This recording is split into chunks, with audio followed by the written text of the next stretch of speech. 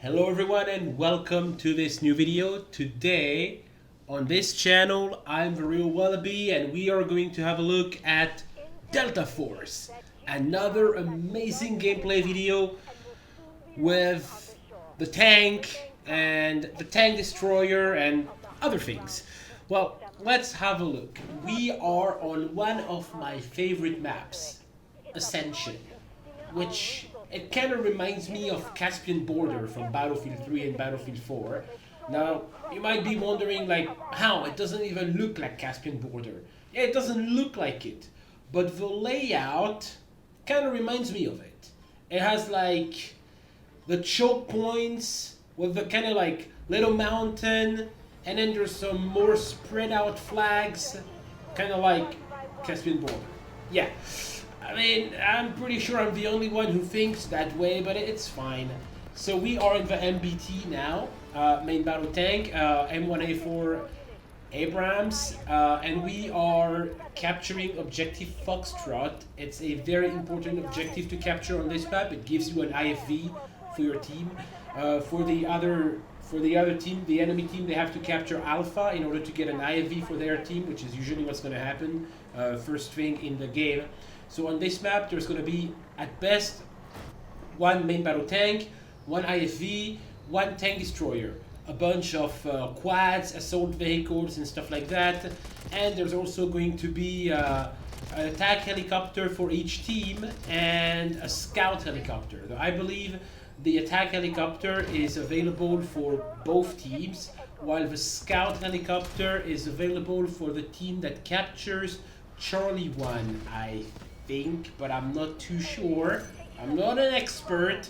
Right now my turret is disabled. This kind of sucks. It's kind of like the mobility hits from Battlefield 4, but it doesn't actually affect your tank, as it doesn't stop you from moving.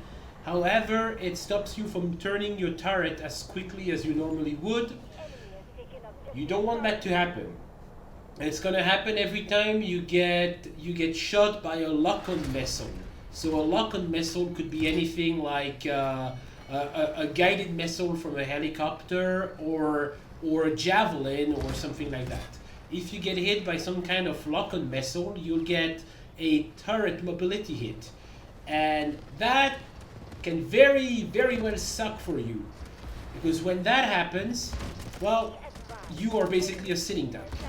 One technique that I see tank destroyer players often use, and even I use it myself when I play the tank destroyer, is to run around in circles around an enemy main battle tank and try to hit them before they can hit you. When their main turret is disabled and they cannot turn it very fast, you have an opportunity to hit them without them being able to react, and that's how you kill them without any kind of counter attack from their part. They simply can't, because even if you try to turn the entire tank around, you won't be able to turn as fast as a tank destroyer will be able to run circles around you. So that's one thing. When you are playing in the tank, you have to be very careful about that, because while the tank can take a lot more damage than the other armored vehicles in the game, as we are going to see very soon, it is definitely slower, it's more bulky, it's more sluggish, it takes a lot more space and time to turn around and maneuver. So you gotta be careful about potentially having like tank destroyers or even IFVs running circles around you while you're disabled, because then, well, you're basically screwed. You can always try to get a shot in, get out, shoot a rocket, get back in. That can work, or maybe not. Sometimes it works and sometimes you're dead. So yeah, right now, well, I am popping some smoke and falling back to a safer position. I've been taking a little bit of damage. We can see that we've lost Delta again, so I'm going to try to capture it again, but it's going to give me a little bit of trouble, as we're about to see. So on Delta, enemy players will typically spawn behind those rocks that are right in front of me. Behind those rocks, that's where people will typically spawn. So you can always expect people to spawn around there. See, just like that guy. So that's usually where they will come from. Once you know where the spawn points are on those maps, it's pretty easy to, well, it's pretty easy to guess what the enemies are going to be up to in the next seconds. And then you have to plan ahead. That's if you want to play aggressive, of course. If you want to play aggressively, you want to be an aggressive tank driver like me or some other good tank drivers. I mean, I'm not that good at this game. I am only a shadow of my former self, my former pub glory. Anyway, so the thing is, I've noticed in this game many people like to camp, and I mean it was the case in Battlefield, but I feel that it actually gets worse in this game, because every single game that I play, there is some guy camping on top of a hill with a tank and just spending the entire round just shooting people from afar, using his, abusing his secondary HMG as much as he can and just not doing anything other than that. Just like we saw 2 minutes ago, there was that tank that was camping on top of B flag on that hill. And some people, you know, they do that for the entire game. I remember seeing a tank that was camping on top of the Alpha hill, which is even further away from the action. He was literally camping on top of Alpha for the entire game. And somehow he was getting a few kills and he was getting a lot of points. Because he probably knew how to aim. But he was not being very useful to his team. For me, that's absolutely boring. I never want to play like that. What I want instead is to be an aggressive tank driver who captures the objectives. There's only one problem though when you want to be an aggressive tank driver like that. It's that you're bound to get in trouble, like me right now. I'm in trouble right now. There's the helicopter, there's javelins, and soon there's going to be the tank destroyer too. I haven't seen him yet. I haven't noticed that he is right next to me on the right. Yeah, right there. I'm in trouble now. I am in trouble. So I'm trying to repair. I'm trying to go on the side to avoid getting shot. I'm repairing. He's next to me. I'm getting back in to avoid getting killed. He took a little bit of damage himself, so he's running for the hills. And boom, he's dead. But I took a lot of damage, and it's not over yet, because the helicopter is still shooting me. There's also javelins and stuff. I'm taking a lot of hate right now. Look at this stuff. It's like coming from all directions, and my tank is dead. Yeah, I am done for. So I am now a regular grunt. I'm infantry, and I'm not good at infantry, but I'm gonna try, because in this game, tanks have a 120-second respawn timer. So it's 2 minutes. For IFVs, it's a little bit shorter. For tank destroyers, it's a little bit shorter as well. But for tanks, it's quite long. So that means I might as well just play infantry while waiting for the tank to respawn, and then I'll redeploy. Because I could just redeploy now, or I could try to do something as infantry. So I might as well. I'm gonna get that quad. I'm gonna get in. If I get on, and I'm gonna roadkill that bastard over there, and done.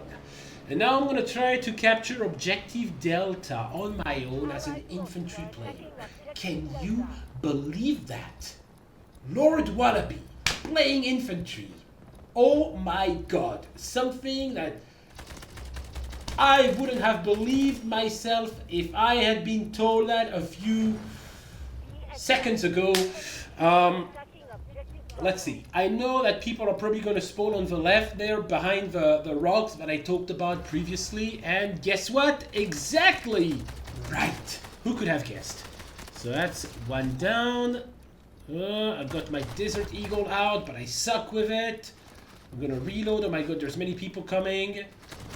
Boom, boom, boom, boom, boom, boom. That's another one down. Reload, reload, reload.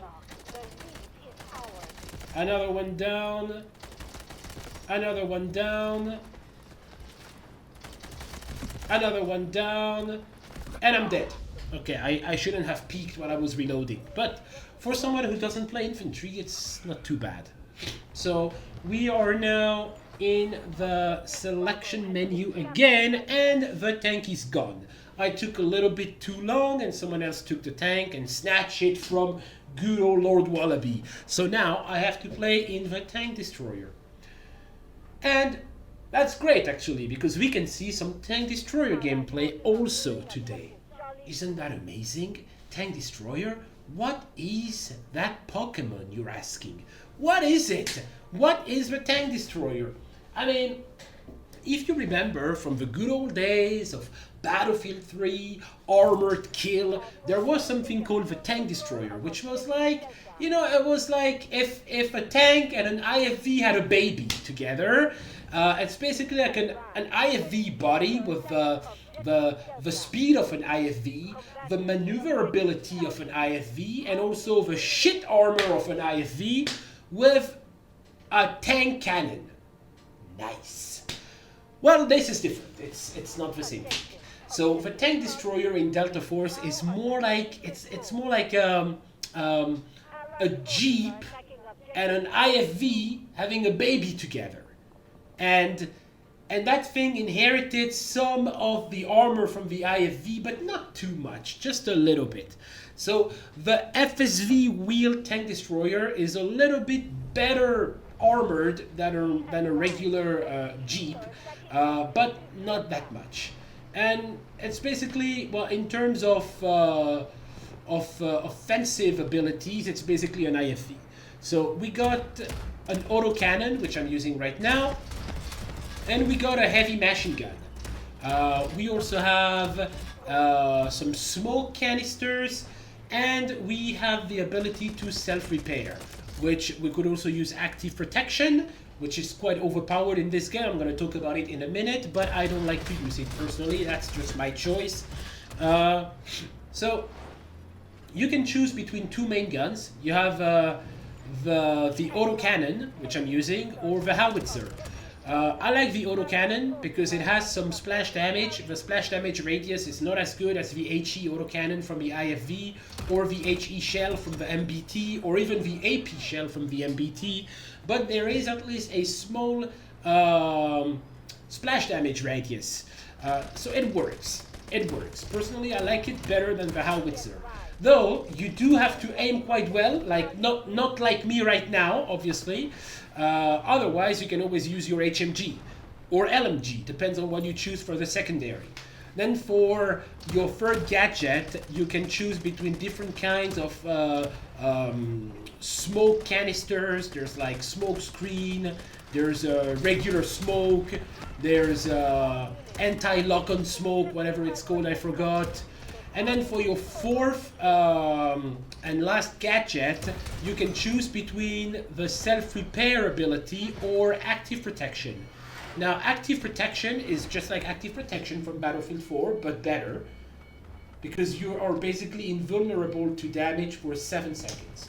I think the invulnerable ability in Battlefield 4 was like, I don't remember precisely, but I think it was like 3 or 4 seconds. Something like that, maybe 5, I'm not sure. But in this game, you are actually invulnerable for 7 seconds. So why am I not using it, you ask? Because I don't like it. I don't like the way it forces me to play. It's like, use your active protection, go in, kill everyone, fall back. Rinse and repeat. I don't really like to do that. Personally, I like to be more of an offensive type of guy. I don't want to just rely on my active protection to decide when I can engage and when I should fall back. I don't want to be completely dependent on that for my gameplay. So that's why I would rather use the self-repair ability, which also allows me to, well, not have to get out of my tank destroyer like I'm doing right now to repair it with the blowtorch. That's fine, I can do it sometimes, but the less I do it, the better I feel. Because when you get out, you're always running the risk of getting your shit stolen by the enemy team, or even by your own stupid teammates, or you could also get sniped. there's a lot of things that could go terribly wrong when you get out to repair. That's why I like to have the ability to self-repair whenever needed. So yeah, those are my go-to choices, personally. Now, as far as the gameplay is concerned, and as we can see here, the tank destroyer is actually a pretty flimsy vehicle as far as that's concerned. It's just a little bit less crap than the Jeep, basically the assault Jeep. The assault Jeep will take about 70 damage from one tank shell or from one rocket or something like that, while the tank destroyer will take only about 50 HP damage from a rocket or a tank shell, which means that any main battle tank will kill you in 2 hits, at least with AP shells or AP FSV shells. I think with HE shells, I can also mostly 2-shot tank destroyers when I'm in the tank. Though I'm not sure about the exact numbers, I haven't played the game long enough yet. But what I'm saying is, the armor is non-existent on this thing. It's basically a Jeep with a big-ass cannon on top of it. And I like that. I like that. But it kind of forces you to have a pretty aggressive approach, but not overly aggressive, because you cannot just hide behind your armor like you would in the tank. You have to be aggressive, but you have to know exactly when it's time to engage and when it's time to fall back, because if you take just 5 seconds too long to fall back, it's gonna be the end of you. And that's exciting. Woo! So that's why I like the tank destroyer, actually, and I would even go as far as to say I like it more than the MBT. These days, I used to be an MBT driver in Battlefield 4. I used to drive the tank only, like this tank I'm about to shoot right there. This is not actually a very good idea what I'm doing right now, because I'm exposed. He's actually gonna shoot me once, because I'm literally right in front of him. Boom! And I'm at 50 HP. You see? One hit, 50 HP. Another hit, I'm dead. But I'm self-repairing. Fortunately, I'm already at 75 HP, so that repaired me for 25 HP. The tank hasn't seen me. I flanked him. He's on fire. Boom, he's dead. He was kind of bad, to be honest. His situational awareness was non-existent. So here we are with the tank destroyer again, just destroying some infantry players, where the tank destroyer just destroys everything. It's the tank destroyer, it's the infantry destroyer, it's just the destroyer of worlds. Except if you are not careful, because then you go from tank destroyer to tank destroyed. That was a pretty bad pun, but anyway. We can see here there's an IFV. It's the second time that I'm kind of harassing him like this. I'm not actually expecting to kill him in any way whatsoever. I'm just trying to harass him so that he stops harassing my team. That's the goal. All right. The goal should never be to just kill every enemy armor that you can see. The goal should be to stop enemy armor from being a pain in the ass to your team. Right? And if that means just shooting them a few times so they have to fall back and your team can breathe and cap a flag, that's good enough. That is good enough. All right? And that's exactly what we're doing here. Right? If I try to charge that guy, just like, charge, let's do it, I could potentially kill him, and then I would probably get well, effed in the ass, because I would be way behind enemy lines, and that would be my fault. I would lose my vehicle, I would lose my kill streak, I would have to wait another 2 minutes. It would be a total waste of time. For what? For, I don't know, 1,000 points for destroying a vehicle? It's not worth it. It's not worth going behind enemy lines and taking all those risks. It's better to just shoot him a few times. You get a few points, you get him to fall back, that's useful for your team, it just works. Right. That's one thing. You never want to go behind enemy lines in the tank destroyer. It just doesn't have enough armor for you to... You cannot afford to do that with this thing. Like right now I'm capturing Echo. I'm technically within enemy lines, and it's a very easy flag to defend, but it's also very easy to get attacked because it's completely open and there is no cover from enemy infantry players spawning all around you, and also from air vehicles that could, well, shoot you, like the attack helicopter, the scout helicopter, because you got to remember the scout helicopter actually has weapons that can and will damage armored vehicles on the ground. In that regard, it's much more problematic than it was in BF4. We're going back to Foxtrot now because my stupid team just cannot hold it for more than 30 seconds, so I have to do it. Here we go. We definitely need to have it because we need to have access to that IFV. It's, I'm not gonna say it's vital, but it's important, all right? So, yeah, this map, in my opinion, is a pretty good map for all vehicle players in general. Whether you like to play in the tank, the IFV, the tank destroyer, this is a good map. It's one of my favorite maps in the game. There's 3 maps that I really like. I'm always very happy when I get to play them. This one, Ascension. There's a Cracked. I love Cracked. It's like my favorite map ever. Simply because there is no attack helicopter as long as you have the objective where it spawns, because it's actually linked to a specific objective. So that's great. And then there's also the new map that just came out with the new season, which is Trainwreck. It came out with the new season pass, which is actually the second season, except they're calling it season 3. Go figure. And Trainwreck, well, it's a good map. I also like it. It's just a little bit difficult to play on, simply because it has every kind of vehicle available. Also, it has tanks, IFVs, tank destroyers, AAs. I think it has like 2 tank destroyers per team. It has scout helicopters, attack helicopters. It's got everything, which means it's also a lot of trouble. There's not a lot of places to hide around or under on that map. It's kind of, well, Ascension also doesn't have a lot of places to hide. It doesn't have a lot of cover. And, well, Trainwreck also doesn't provide much cover at all, which means if you are not careful, you are going to be in trouble very quickly on that map. Much more so than the likes of Cracked, for example, where you can easily hide behind buildings or in little side streets. It's more difficult to maneuver around, especially with the attack helicopters. But overall, it's still a map I like.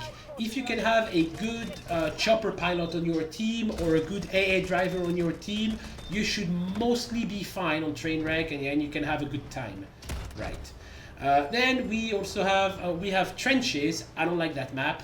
It's way too open. Same problem as Trainwreck, except there's an entire area of the map that's basically off limits to any vehicle, and that's usually where most of the action actually happens. So it totally sucks as far as I'm concerned, because the map kind of forces you to camp. It forces you to find a hill and camp on top of it and just shoot people on those objectives you cannot get to.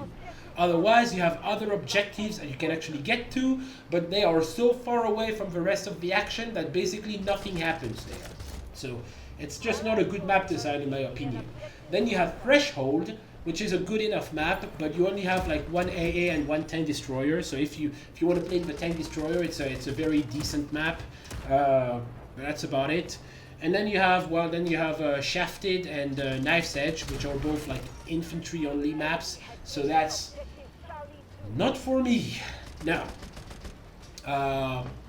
yeah. So those 3 maps, Ascension, Cracked, and Trainwreck, they're good maps for vehicle lovers like yours truly. One other thing I'm going to say that I wish this game had is a way to filter the maps you want to play, kind of like in Battlefield 4, or even kind of like the matchmaking in Counter-Strike. But unfortunately, this is currently not the case. You cannot filter the maps you want to play, so sometimes you're going to get shafted 3 times in a row, literally, and you can't do anything about it. I hope that they find a way to solve this later on, because I know if they introduce a map filter, the queue times are going to get worse, but maybe that's actually needed, so that they know, I mean the devs know, what maps are popular and what maps are not. Because most people don't like Shafted or Knife's Edge. Those maps they're smoke fests without any way to flank. It's just not fun. It's kind of like Operation Locker, but worse. So yeah, thank you for watching. We went 77 kills and 1 death. That 1 death when I was playing infantry. We captured a number of flags. We did a good job. We got the best score out of both teams, and by far. So that was obviously, I think I did carry the game a little bit. I mean, without being too proud of myself, I think I did a good job. Thank you. And well, thank you for watching again. I hope you enjoyed this video. You can give a thumbs up if you liked it. You can give a thumbs down if you didn't. That's fine by me. I think we're getting promoted to Lieutenant this game with a 1,300 score per minute and over 3 kills per minute. That's overall very good. So I will see you all in the next one. And for now, bye.